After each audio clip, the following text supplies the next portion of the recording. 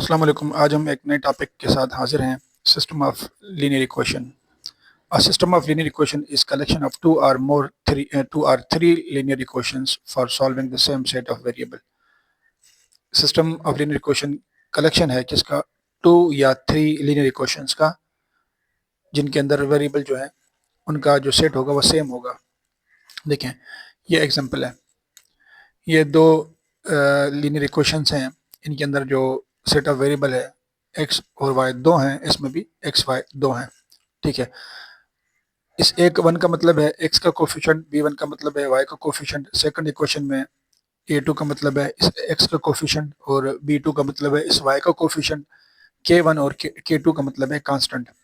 अच्छा, ये है टू लीनियर इक्वेशन है, system of two linear equations. ये है system of three linear equations. देखें, ये तीन है, एक दो तीन। a1 b1 c1 ये कोफिशिएंट्स हैं, a2 b2 c2 ये कोफिशिएंट्स हैं, a3 b3 c3 ये कोफिशिएंट्स हैं, k1 k2 k3 ये कांस्टेंट्स हैं। ये जो x y z हैं इन्हें कहते हैं अननोन्स, वेरिएबल्स कहते हैं इनको, अननोन्स भी कहते हैं। ठीक है, अगर k1 k2 k3 ये जीरो हो जाए तो इस सिस्टम ऑफ लीनियर इक्वेशन को हम क्या कहेंगे? ये होमोजेनियस है। अगर जीरो नहीं हो रहा तो हम कहेंगे नॉन होमोजेनियस सिस्टम है। ठीक है, ये नोट याद कर लें। एक system of homogeneous linear equation आपको गिवन है, उसके अंदर कितने भी वेरिएबल हों, दो हों या तीन हों या चार हों, क्या है उसके अंदर एक ट्रिवियल सॉल्यूशन होगा। ट्रिवियल का मतलब है 0 0 0। कब होगा? If the rank of A is equal to n, यानी कि जो ए की रैंक होगी वो नंबर ऑफ वेरिएबल्स के बराबर होगी। अगर रैंक जो है वेरिएबल्स थ्री हैं, एक्स वाई जेड, रैंक में थ्री आ रही है, तो हम कहेंगे उस मैट्रिक्स के अंदर जो है ट्रिवियल सॉल्यूशन होगा, एक ही होगा।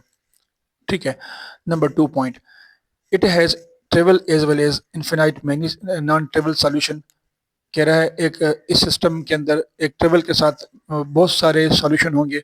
कब होंगे? जब उसी मैट्रिक्स की जो रैंक है वो नंबर ऑफ वेरिएबल्स से छोटी होगी। फॉर एग्जांपल, रैंक आ रही है थ्री और नंबर ऑफ वेरिएबल्स जो है ना वो टू हैं, या रैंक आ रही है फोर, नंबर ऑफ वेरिएबल जो है थ्री हैं, यानी कि रैंक नंबर वेरिएबल से छोटी है, तो हम कहेंगे उस सिस्टम के अंदर जो ट्रिवियल सॉल्यूशन के साथ इन्फिनिट मेनी सॉल्यूशन है।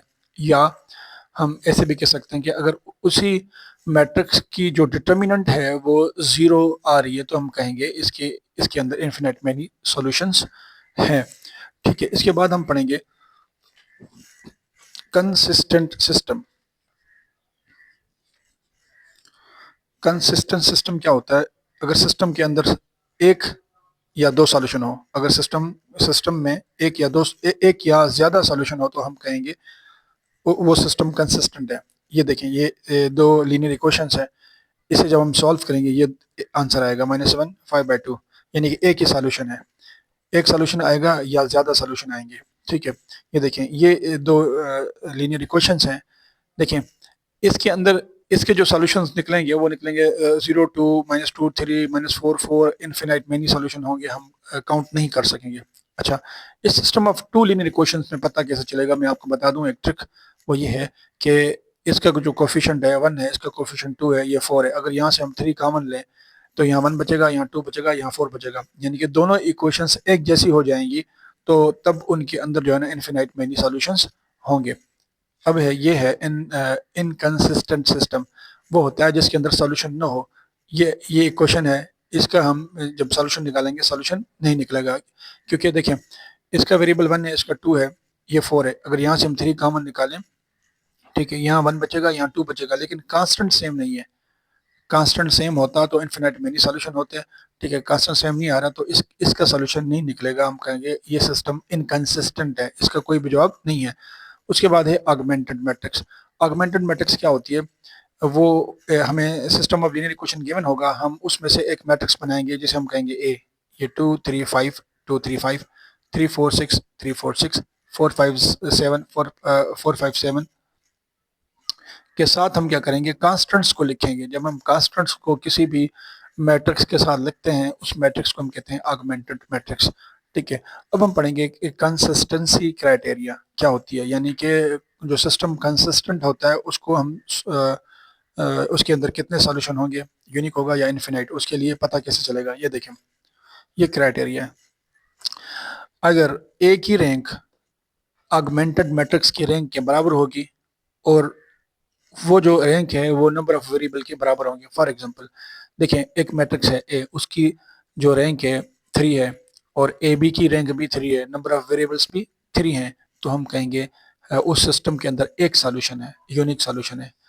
नंबर 2, अगर रैंक ए बी की रैंक के बराबर है, ए बी का मतलब है ऑगमेंटेड मैट्रिक्स, ठीक है, उसके बराबर है, और जो रैंक आ रही है वो नंबर ऑफ वेरिएबल से कम है, for example number of variable 3 है, इन दोनों की रैंक 2 आ रही है, तो हम कहेंगे इसके अंदर जो है इन्फिनाइट मेनी सॉल्यूशंस हैं।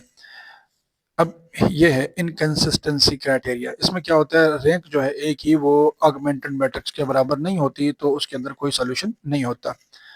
इसके बाद हम पढ़ेंगे इंशाल्लाह 2.6 में इनसे रिलेटेड जितने भी क्वेश्चंस हैं कंसिस्टेंट सिस्टम के, वो पढ़ेंगे, ठीक है। इंशाल्लाह हम नेक्स्ट वीडियो में हम 2.6 पढ़ेंगे।